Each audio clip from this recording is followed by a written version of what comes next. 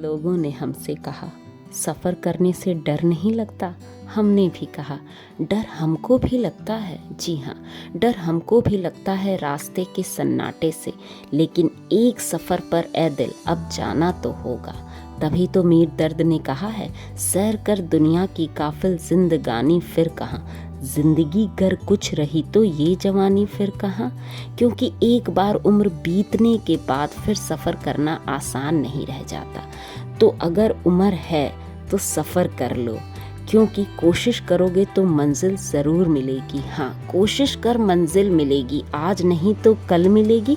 तू मेहनत कर दिल से, तेरे कदमों के साथ ज़मीं भी चलेगी। तो एक नई मंजिल योग नगरी ऋषिकेश के लिए हम भी ले चलेंगे आपको।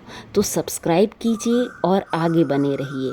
तो आगे चलते हैं, हर हर महादेव बोलते हैं और ये यात्रा शुरू करते हैं युगल यात्रा के साथ। हर हर महादेव दोस्तों, स्वागत है हमारे चैनल युगल यात्रा में। और जितनी अब दूर चली है एक नई डेस्टिनेशन ऋषिकेश की तरफ, और ये यात्रा बहुत ही यूनिक होने वाली है, क्योंकि ये टाइम जो है वो होली का है। और होली, ऋषिकेश की होली तो अपने आप में एक वर्ल्ड लेवल की होली होती है। जस्ट लाइक बरसाना आपने सुना होगा, आपने बनारस की होली सुनी होगी, पर ऋषिकेश की होली आपने नहीं देखी होगी। और ऋषिकेश की होली का आनंद ही कुछ और है, और ये अपने आप में एक यूनिक होती है होली वहाँ की। तो वो आपको दिखाएंगे, साथ ही साथ आपको देव प्रयाग के दर्शन कराएंगे, जहाँ से गंगा एक्चुअल में गंगा बनती है भगीरथी और अलकनंदा के मिलन के बाद। तो सोचिए क्या दिव्य स्थान है वो। तो उसके भी दर्शन करेंगे, नीलकंठ महादेव के भी दर्शन करेंगे। ऋषिकेश गए और नीलकंठ महादेव के दर्शन न किए तो उसको भी हम दर्शन करने चलेंगे। और साथ ही साथ आपको ऋषिकेश के सारे रिचुअल दिखाएंगे। गंगा घाट की आरती अपने आप में वर्ल्ड लेवल की आरती होती, वो भी आपको दिखाएंगे। होली से पहले ऋषिकेश में क्या होता है वो भी दिखाएंगे, होली दिखाएंगे। और साथ ही साथ इंटरनेशनल योगा फेस्टिवल जो चल रहा है परमार्थ निकेतन आश्रम में, उसकी भी पूरी डिटेल आपको दिखाएंगे, जानकारी दिखाएंगे, इवेंट सेलिब्रेट करेंगे साथ में। तो बने रहिएगा हमारे चैनल पे और प्लीज लाइक और सब्सक्राइब जरूर कीजिएगा। हम इस तरह की वीडियो लाते रहे, इसके लिए हमें मोटिवेशन की ज़रूरत होती है, और आपका एक सब्सक्रिप्शन, एक लाइक हमें मोटिवेट करता है इस तरह की नई नई वीडियो लाने के लिए। तो प्लीज़ प्लीज़ प्लीज़ रिक्वेस्ट है आपसे कि हमारे चैनल को सब्सक्राइब करें, लाइक करें और शेयर करें। और हाँ, साथ में अगर आपको कुछ लगता है, सजेशन देना है या हमारी कुछ कमियाँ लगती हैं, तो प्लीज़ उसको भी ज़रूर मेंशन कीजिएगा कमेंट बॉक्स में, तभी तो हम अपडेट होंगे। अभी घड़ी में 9 बज गए, हम थोड़ा सा लेट निकले क्योंकि डिसीजन भी हमने लेट में ही लिया है। पहले हमने सोचा था कि नहीं जाएंगे, क्योंकि 16 को हो सदगुरु का एक इवेंट होने वाला दिल्ली में, जो कि होल डे का इवेंट था, तो उसके कुछ रिचुअल्स थे। बट हमने सोचा नहीं, अब तो चलते हैं। थोड़ा सा ट्रैफिक जरूर मिलेगा, क्योंकि 9 बजे के करीब करीब ट्रैफिक शुरू हो जाता है, क्योंकि ये दिल्ली एनसीआर का पीक टाइम है। इसमें आपको दिल्ली एनसीआर के हर पार्ट में आपको रश मिलेगा। बट ये जो एक्सप्रेस वे है जिस पे हम चल रहे हैं, अभी इस एक्सप्रेस वे पे कोई रश नहीं, क्योंकि इसमें कोई एंट्री एग्जिट जारी बनी नहीं है। और ये इंडिया का लार्जेस्ट इंटरसिटी एक्सप्रेस वे है। Yes, largest intercity express way. ये आ गया हमारा पहला टॉल, बट अभी ये टॉल ऑपरेशनल नहीं हुआ है, धीरे धीरे करके ऑपरेशनल हो जाएगा, क्योंकि छोटा सा पार्ट दिल्ली शिवमूर्ति के पास अभी बनना बाकी है अंडरपास का। वो बनते ही ये टॉल भी स्टार्ट हो जाएगा। पता नहीं पे बाइक का लगेगा कि नहीं लगेगा, अभी ये कुछ क्लियरिटी नहीं आई है। टॉल का प्राइस क्या होगा ये भी क्लियर नहीं होगा, बट डेफिनेटली यहाँ का टॉल महंगा होगा। मैप में ऋषिकेश 265 किलोमीटर यहाँ से दिखा रहा है, और लगभग 6 घंटे शो हो रहे हैं। बट 6 घंटे लगेंगे नहीं, क्योंकि हम तो रुकते रुकते आराम आराम से चलेंगे।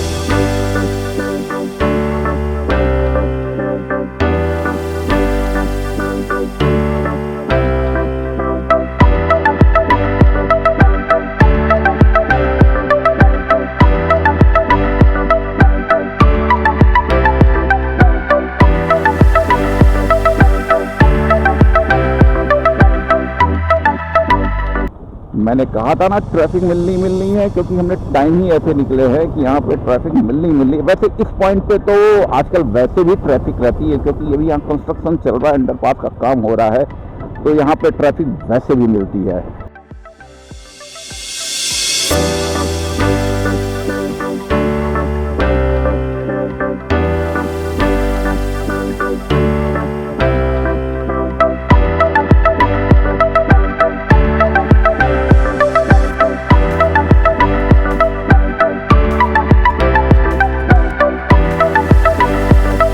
ये प्रगति मैदान का जो ये एरिया है पहले बहुत रश होता था, बट ये अंडरपास बन जाने के बाद से ये काफ़ी स्मूथ हो गया है यहाँ की ट्रैफिक। और ये अंडरपास भी अपने आप में बड़ा ही अलग लेवल का है, काफ़ी बड़ा बना है और काफ़ी सुंदर बनाया हुआ है। इसके नीचे ड्राइव करने का ना एक अलग मज़ा आता है, पता नहीं आपको नहीं, पर मुझे बड़ा अच्छा फील सा होता है यार। फील लाइट जैसा फील होता है मेरे को, बहुत ही यूनिक लगता है यहाँ पे ड्राइव करना मेरे को। जब भी आता हूँ तो एक बार मेरा कैमरा अपने ऑफ ऑन हो जाता है।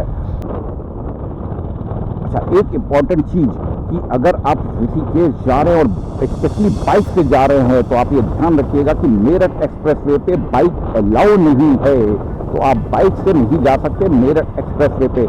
इसलिए आपको राजनगर एक्सटेंशन वाला रूट लेना पड़ेगा और हम आज राजनगर एक्सटेंशन रूट से ही चलेंगे। तो मैं आपको दिखाऊंगा कि राजनगर एक्सटेंशन वो रूट भी काफ़ी अलग लेवल का है, बहुत ही अच्छा बना है और ज़्यादा रफ उस रूट पे भी नहीं होता है। हाँ, वो बात डेफिनेटली है कि आप वो मेरठ एक्सप्रेसवे की तरफ से 100 की स्पीड में नहीं चल सकते हैं, बट हाँ रास्ता स्मूथ है, अच्छा है, साफ सुथरा है और रफ फ्री नहीं है। अब यहाँ से स्ट्रेट अगर हम निकल जाएंगे तो मेरठ एक्सप्रेसवे पे और लेफ्ट हैंड साइड में हम निकल जाएंगे राजनगर एक्सटेंशन पे। और देखिए भाई, हमारे स्वागत में बोर्ड भी लगा हुआ है, तो धन्यवाद जी। हम राजनगर एक्सटेंशन और तीसरे स्टेट में एंट्री कर चुके हैं भाई। गुड़गांव पहला, हरियाणा, फिर दूसरा दिल्ली और ये तीसरा स्टेट आ गया है यूपी।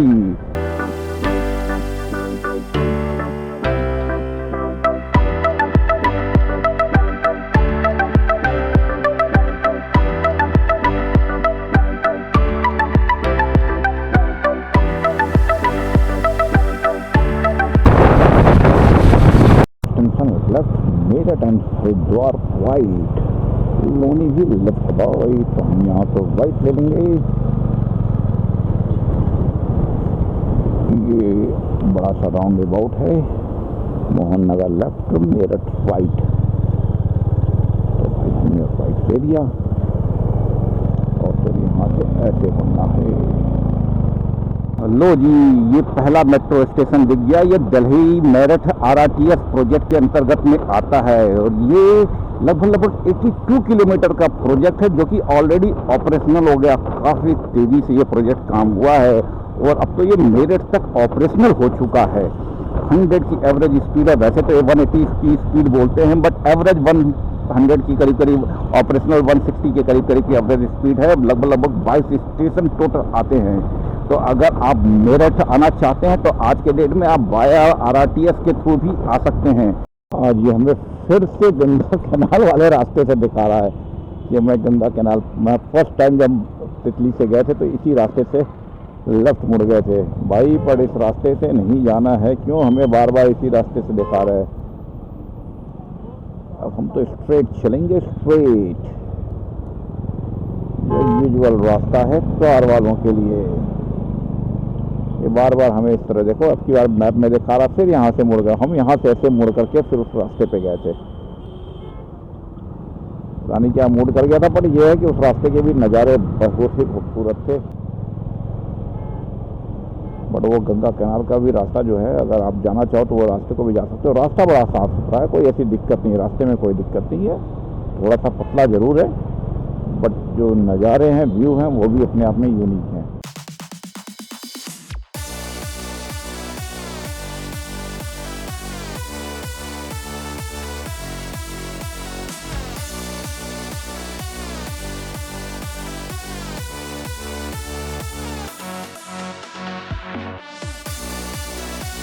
मेरठ साउथ में हम लोग आ गए। अब आप देख लो, पूरी रेलवे कनेक्टिविटी यहाँ तक की आ चुकी है, मेरठ तक स्ट्रेट, कोई हर्डल नहीं, कोई कुछ नहीं। तो अब ये मेरठ भी दिल्ली NCR का पार्ट हो जाएगा। हो क्या जाएगा, हो गया, इसको दिल्ली NCR ही बोलते हैं। मेरठ इसको कहते हैं कनेक्टिविटी का एक्सप्लोजन। और यहाँ से हमें वो मेरठ एक्सप्रेसवे आके कनेक्ट करता है यहीं पे। अगर हम लोग बाइक कार होते तो इस साइड से आते और यहाँ जा कर के हम कनेक्ट कर जाते।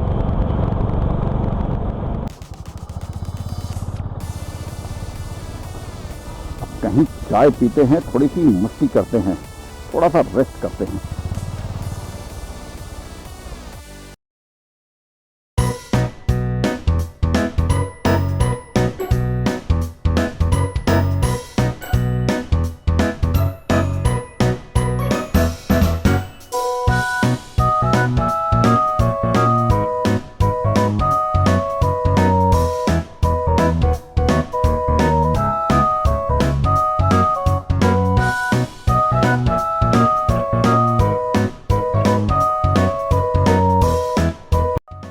जब भी कहीं जाओ और थकान लग जाए तो हम भारतीय क्या करते हैं? चाय पीते हैं। तभी एक कहावत याद आती है मुझे हर वक्त, यही कि चलो इस बेफिक्र दुनिया को खुलकर जी लेते हैं।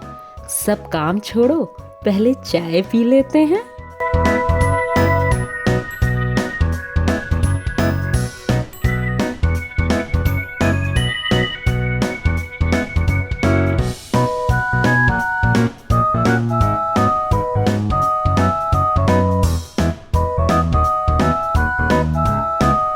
अभी ये पहला टोल पड़ा है क्योंकि हम बाइक से आ रहे हैं, और अगर आप एक्सप्रेस वे से आएंगे मेरठ एक्सप्रेस वे से तो दूसरा टोल है ये, और कार के लिए 110 रुपये है। बाइक के लिए तो चलो कुछ है ही नहीं, तो कार के लिए 110 रुपये। तो मेरठ एक्सप्रेस वे पे भी मैं डिटेल आपको दूंगा, स्क्रीन पे आ जाएगा कि कितना टोल लगेगा। अगर आप अंदर से आ रहे हैं, बाइक कार आ रहे हैं, तो आपको ये पहला टोल पड़ेगा, और अगर आप मेरे एक्सप्रेस वे से आ रहे हैं तो ये दूसरा टोल पड़ेगा।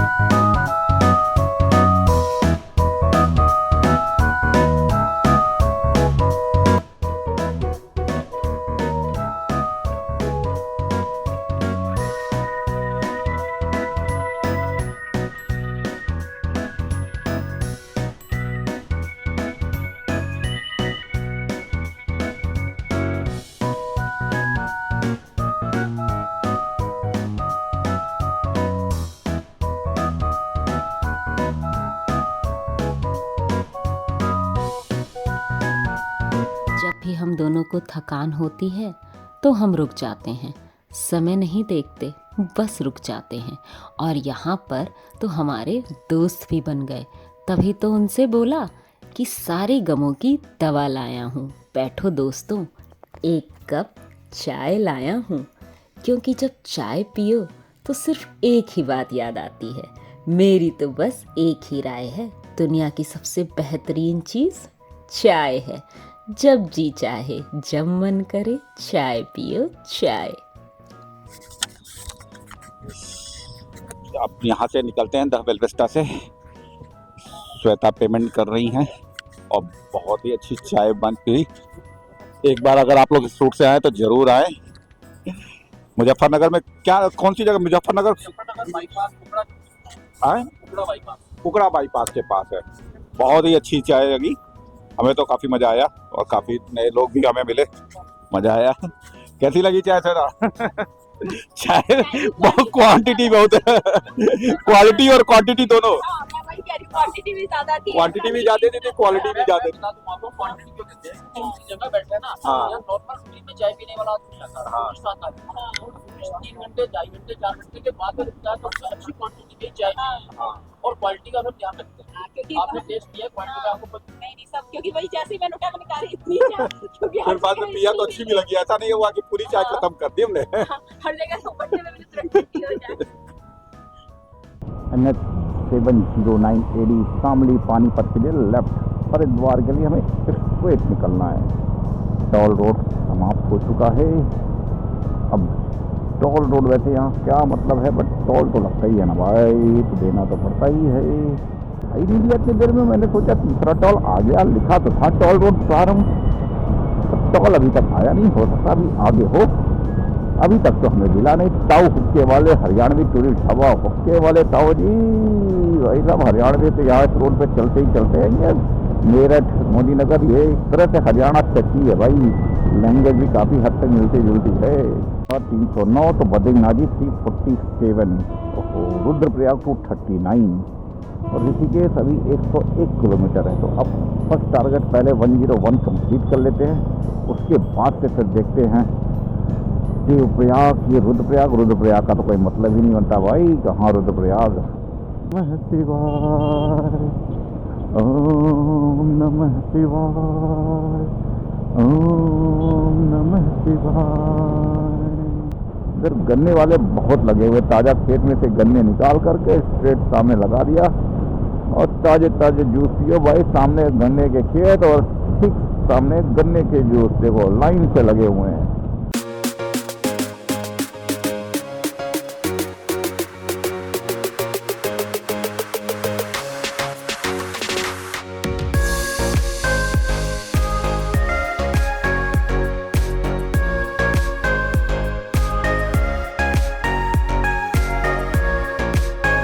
ऋषिकेश अब 49 किलोमीटर ही रह गया है। रुड़की जस्ट क्रॉस किया है, वैसे रुड़की का ही थोड़ा बहुत पार्ट है। अब हरिद्वार 20 किलोमीटर से भी कम का रह गया है। फ्लाईओवर की कंस्ट्रक्शन हो रही है, तब देखते हैं, हो सकता है मे भी अब हम ऋषिकेश ही रुक जाएं, देवप्रयाग ना रुकें, क्योंकि लेट हो गया। शाम की आरती भी ऋषिकेश की देख ली जाए। मैंने पहले सोचा था देवप्रयाग की आरती देखेंगे, बट अब सोचा कि ऋषिकेश भी रुक सकते हैं। अभी पहुंचने पे देखते हैं, 1 घंटा 10 मिनट दिखा रहा है और उसके बाद आगे भी 1.5 घंटे और लगेंगे नॉन स्टॉप अगर चलते हैं तो अभी ऋषिकेश पहुंचने में भी हो सकता है थोड़ा बहुत टाइम लगे, जाम है क्या है कंडीशन है। तो लक्ष्मण झूला के आसपास पहुंचने के बाद डिसीजन लेंगे कि आगे चलना है कि नहीं चल रहा है। लेफ्ट हैंड साइड में ये पतंजलि का रिसर्च सेंटर है, काफ़ी बड़े लेवल पे है और योग की एक नई नई दीक्षाएं यहाँ दी जा रही हैं। अपने आप में ये काफ़ी बड़े लेवल का रिसर्च इंस्टीट्यूट है, मैन्युफैक्चरिंग हब है, योगा क्लासेज हैं, टीचिंग्स हैं। क्या बात है इस बंदे के अंदर, वाकई क्या बात है, सलाम है भाई। हमारे देश की वैल्यू को कितना इन्होंने बढ़ाया है मैं बता नहीं सकता। बता नहीं क्या, आपको भी पता ही होगा कि इस बंदे ने, एक अकेले बंदे ने क्या करके दिखाया। बड़ी बड़ी मल्टीनेशनल कंपनियां आज अपने आप को इससे छोटा और कमज़ोर मानती, बिलीव ही नहीं करती हैं कि किस लेवल पे ये बंदा आगे बढ़ गया और क्या से क्या कर गया। ये तीसरा टॉल आया है हमारा और वैसे कहा जाएगा तो चौथा है, तो और इसका है रिटर्न 190 और सिंगल 125 टेस्ला का शीरो।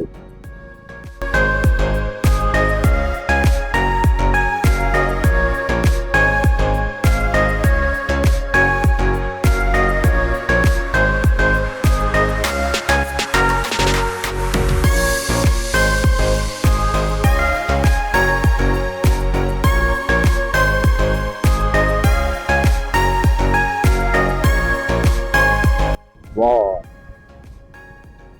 ये पुल आते ही समझ में आ जाता कि हरिद्वार एकदम पास में आ गया है। और ये नहर है जिसके साइड साइड से हम लोग निकल करके पिछले बार आए थे। तो अब हम पहुंच ही गए हैं हरिद्वार। पहुंच क्या गया मतलब हरिद्वार के अंदर एंट्री तो कर ही चुके हैं। पतंजलि जो विश्वविद्यालय है वो भी हरिद्वार के अंदर का ही पार्ट है। हरिद्वार में आपका स्वागत है, महाकुंभ की नगरी में आपका स्वागत है। धन्यवाद। ये तो हमारा सौभाग्य है कि हमें महाकुंभ नगरी में आने का मौका मिला। तो ये तो खुशकिस्मती है और आप भी इस अवसर का आनंद लीजिए। महाकुंभ नगरी, अभी तो हम प्रयागराज से तो आए ही हैं, देवप्रयाग जाना है भाई, जाना है, अभी गए नहीं हैं, तो प्रयागराज से आ रहे हैं और दूसरी महाकुंभ नगरी में हम प्रवेश कर चुके हैं।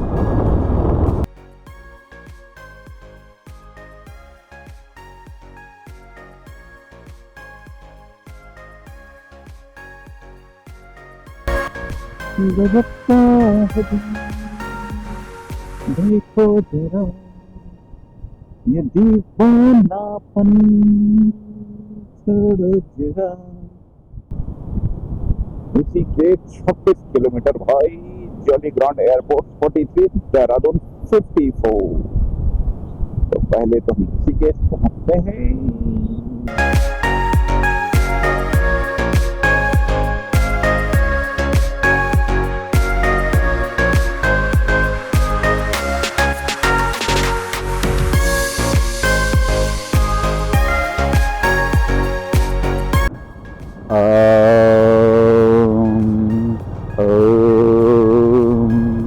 ये ओम का साइन देख करके ना इतना सुकून मिलता है, और ऐसा हुआ ही नहीं है कि एक बार निगाहें थम न जाएं इस जगह पे। इसे कहते हैं कि कुछ इंफ्रास्ट्रक्चर इस लेवल पे डेवलप करो कि मतलब मन को तक को सुकून मिल जाए। आपको कंफर्ट तो आए देखने में, पर जो मन को भी सुकून दे, इस लेवल का इंफ्रास्ट्रक्चर डेवलप करो। और हरि की नगरी हरिद्वार में इस तरह के इंफ्रास्ट्रक्चर डेवलपमेंट हो, इस तरह की मूर्तियाँ, इस तरह के सिंबल बने, वो अपने आप में यूनिक हैं।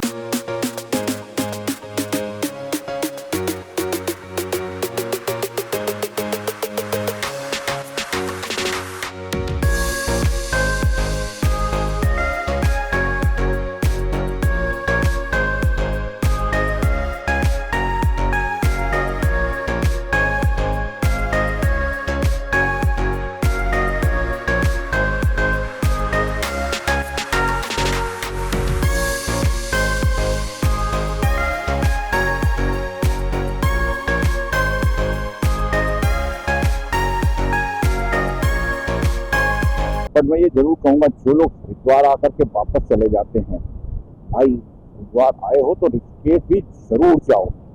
थोड़ी दूरी पे आधे 1 घंटे में समय में लगता है। देखो अभी बाइक में 1 घंटा लगा रहा हूँ, ऑटो से आप मान के चलो 1 घंटे में थोड़ा सा और ज्यादा लग जाएगा। बट अगर हरिद्वार तक आए हो तो ऋषिकेश जरूर। ये गंगा नदी का द्वार है ऋषिकेश से, इतनी पावन जगह है, जैसी आस्था वैसा फील होगा आपको।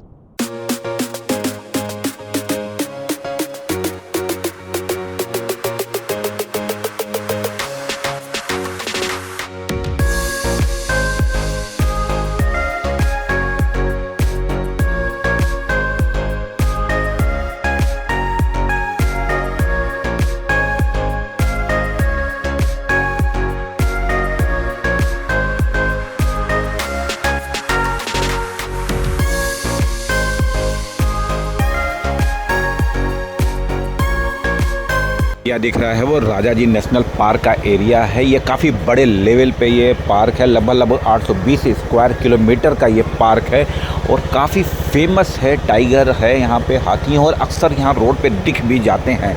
वैसे तो जनरली नहीं दिखते हैं पर कभी कभी दिख जाते हैं। तो जनरली आपको यह कहा जाता है कि यहाँ बीच रास्ते में बेमतलब में ना रोकें। अगर कोई इमरजेंसी ना, कोई ज़रूरत नहीं हो तो बेमतलब में ना रोकें। वैसे वो खुद भी डरते हैं तो मेन रोड पे सिटी की तरफ नहीं आते हैं, बट हाथी तो मैंने खुद देखा है और टाइगर भी हैं। और आप बताओ, ये मेरा लक है कि मैं अनलकी हूँ? अगर आप बताओ कि अगर आपको सामने टाइगर दिख जाए तो अपने आप को लकी मानोगे कि अनलकी मानोगे?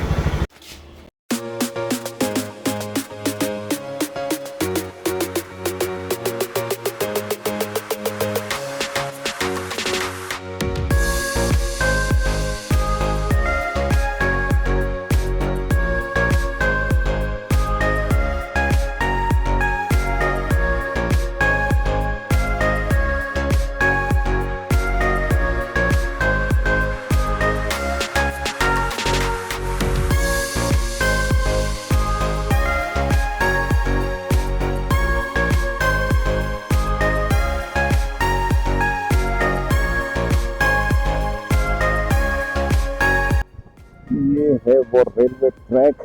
यही सबसे बड़ी प्रॉब्लम है। अभी इस पे फ्लाईओवर एक दिन जल्दी से बन जाएगा तो थोड़ी सी और यात्रा सुगम हो जाएगी ऋषिकेश तक की, क्योंकि अगर अभी तो हम निकल जा रहे हैं, बट जब ये रेलवे ट्रैक बंद हो जाता है, एक तो ये टर्न है यहाँ पे और रास्ता बंद हो जाता है तो काफ़ी दिक्कत होती है। कांवड़ वाले टाइम पे तो देखो यहीं पे कांवड़ पार्किंग इसलिए बनाई गई है, बड़ी बड़ी गाड़ियाँ आती हैं, बहुत दिक्कत होती है। काम चल रहा है बट अभी बहुत धीरे है। इस रेलवे ट्रैक पर भी एक फ्लाईओवर बन जाए तो मजा आ जाए, या अंडर पास है, जो कुछ भी हो, जितने जल्दी बन जाए उतना अच्छा है। ओ सॉरी, बद्रीनाथ केदारनाथ के लिए और यमुनोत्री गंगोत्री सबके लिए हम यहाँ से लेफ्ट मुड़ जाते हैं। स्ट्रेट भी जाएंगे, स्ट्रेट अगर आपको केदारनाथ बद्रीनाथ वाले स्ट्रेट भी जा सकते हैं, पर वो शहर का बीचों बीच में होकर के जाता है। राम झूला, जानकी झूला, फिर लक्ष्मण झूला होते हुए, और ये रास्ता लेफ्ट सीधे हमें लक्ष्मण झूला के पास लेकर के जाता है।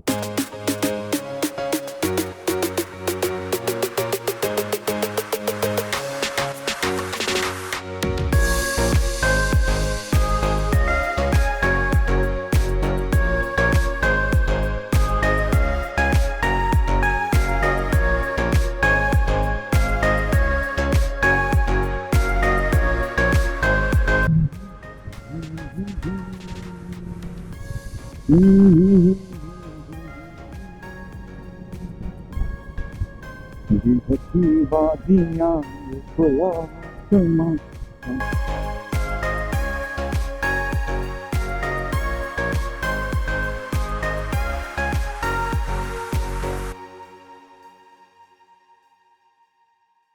और अब हम आ गए हैं,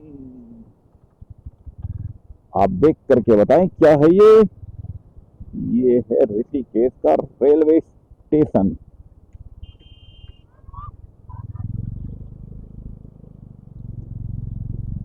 तो अगर अब पहले लोग हरिद्वार तक बाई ट्रेन आते थे तो हरिद्वार तक आते थे, बट अब ऐसी कोई बात नहीं है। अब आप डायरेक्ट रेलवे ऋषिकेश तक बाई ट्रेन आ सकते हैं, फिर यहाँ से आप स्ट्रेट निकल जाएंगे गंगोत्री, यमुनोत्री, केदारनाथ, बद्रीनाथ, उत्तराखंड में कहीं पे भी।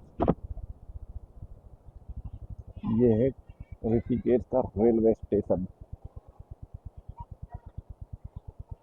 ट्रेन खड़ी है यहाँ पे, कई सारे 12 ज्योतिर्लिंग की भी यात्रा होती है और कई सारे क्षेत्रों के लिए अलग अलग तीर्थ यात्राएं यहाँ से निकलती हैं। स्पेशल ट्रेनें चलती हैं, चारों धाम के लिए भी चलती हैं, आपके लिए 12 ज्योतिर्लिंग के लिए भी चलती है, और भी कई सारी टूरिस्ट यात्राएं यहाँ से निकलती हैं। तो आप यहाँ पे पता कर सकते हैं, डिटेल अक्सर आपको IRCTC की वेबसाइट पे मिल जाएगा।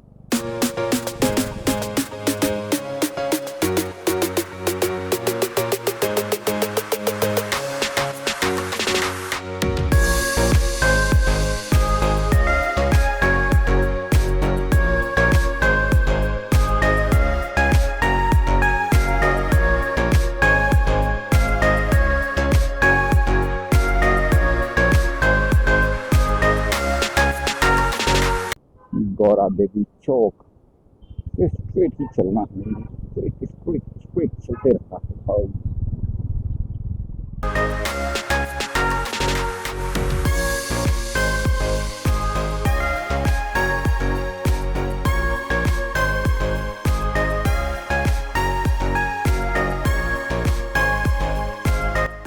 अब हम ऋषिकेश के बस स्टैंड के पास आ गए हैं और बस स्टैंड के जस्ट बगल में ही चारों धाम यात्रा का रजिस्ट्रेशन सेंटर भी है। तो आप यहाँ करके रजिस्ट्रेशन करा सकते हैं। आप यहाँ से सारी न्यूज़, जो भी इंफॉर्मेशन चाहिए कि जो होटल हैं चारों धाम में, वहाँ से बुक कर सकते हैं जो गवर्नमेंट की तरफ से हैं। और बस स्टैंड के पास भी आपको कई सारे होटल मिल जाएंगे, तो आप चाहो तो बस स्टैंड के नियर बाय में भी होटल ले सकते हो। वैसे तो होटल फिर यहाँ ऋषिकेश में सभी जगह मिलेंगे, जैसे लक्ष्मण झूला और राम झूला के आसपास, और ख़ासकर तपोवन में तो बहुत अच्छे होटल्स मिल ही जाते हैं। और ऋषिकेश में तो वैसे तो बहुत सारे होटल हैं, बहुत सारे ऑप्शन हैं रुकने में। मतलब मैं बताऊं आपको, 500 से लेकर के ऊपर की तो पता ही कि कोई लिमिट नहीं होती है, बट आपको हर तरह के रूम मिल जाते हैं, सस्ते, महंगे, मिडिल, हर तरह की चीज़ें आपको मिल जाती हैं। तो ऋषिकेश में रुकने की कोई प्रॉब्लम नहीं है। होटल तपोवन में ज़्यादा हैं, राम झूला के पास थोड़े से होटल कम है, अगर हैं भी तो नदी पार करके दूसरी तरफ, अगर आप बैराज वाले रास्ते से आएंगे तब राम झूला में आपको ज़्यादा होटल मिलेंगे, और लक्ष्मण झूला की तरफ भी उस साइड भी होटल है, बट होटल ज़्यादा आपको लक्ष्मण झूले की तरफ मिलेंगे। राम झूले की तरफ अगर राइट हैंड साइड में करोगे तो ज़्यादातर आश्रम ज़्यादा हैं, होटल कम हैं, और हैं तो ऑप्शन वो महंगे हैं। तो अगर आपको थोड़े से सस्ते होटल और आप उस साइड नदी के उस पार नहीं जा रहे हैं तो आप होटल जनरली तपोवन में आकर के लक्ष्मण झूला के पास लें, यहाँ आपको बहुत सारे ऑप्शंस मिल जाएंगे। मैं तो मेन रोड पे ही लूँगा क्योंकि मुझे आगे भी जाना है, नीलकंठ भी जाना है, देवप्रयाग जाना, तो मतलब मैं मेन रोड से ही लूँगा। मैं जहाँ रुकता हूँ अक्सर मैं वहाँ का दिखाऊँगा, और वो ऑप्शन यहाँ पे बहुत अच्छे अच्छे, मतलब आपको 700, 800, 1000 रुपीज़ में यहाँ रूम मिल जाते हैं, बड़े इजीली मिल जाते हैं। सीजन का भी फ़र्क पड़ता है, इसका भी ध्यान रखिएगा कि वीकेंड है कि वीक डेज है, इसका भी फ़र्क पड़ता है रेट के टैरिफ में। बट जनरली आपको यहाँ पे मतलब मैक्सिमम 1000 में तो आपको बहुत सारे ऑप्शन मिल जाएंगे, 800 से लेकर के 1000 के बीच में आपको बहुत सारे ऑप्शन मिल जाएंगे।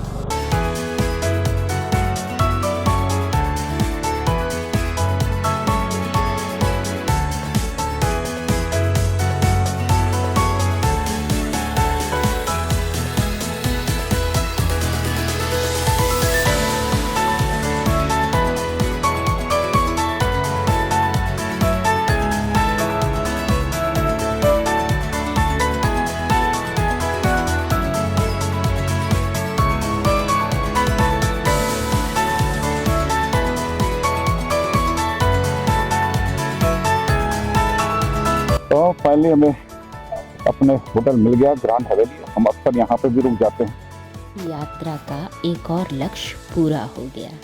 तो मुसाफिर हैं हम भी, मुसाफिर हो तुम भी। किसी मोड़ पर फिर मुलाकात होगी, तब तक के लिए हर हर महादेव। खुश रहिए, मस्त रहिए।